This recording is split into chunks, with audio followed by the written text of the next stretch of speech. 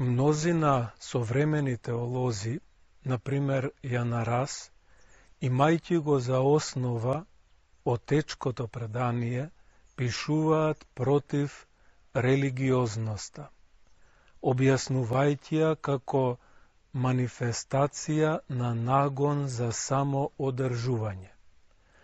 Религиозноста наликува на глад, на страв од болка или престрашеност пред смртта. Зошто?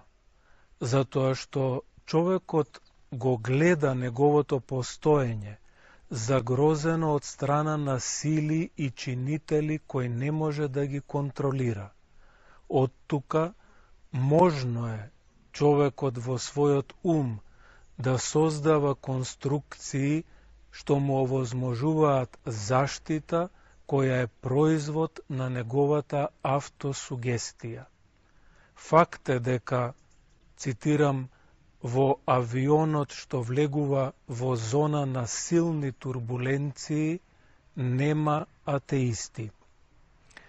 Тие религиозни луѓе на Бога гледаат како на бунар на желби, но таквиот Бог е само обична потреба, а не метафизичка жет на човекот да се сретне, проникне и заедничари со причината на се што постои. Инстинктивна паника го обзема човекот тогаш кога му е разнишана и онака лабавата подлога на неговите религиозни шеми. Историјата, но и сегашноста покажуваат дека човековата агресивност е зверска кон оние кои само со различното постоење ја потресуваат неговата религиозна самодоволност. Православието не е религија.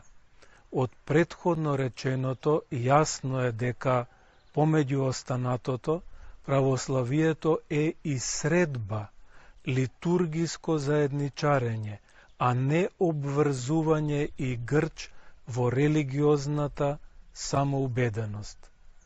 Човекот ништо не мора, како што му сугерира карикатуралната религиозност, туку може слободно да сака или не. Бобен впечатливо истакнува дека денес е вистинска реткост да сретнете некого, иако гледате многу луѓе. Повеќето луѓе и не можат да бидат сретнати, бидејќи суштински не се присутни во тоа што го зборуваат, или се бездушни. Но во соборниот литургиски начин на постоење и покрај сите ненаклонети околности, другиот е тука и човекот може со него да јаде, да испие голтка воздух и да изеде лажичка светлина.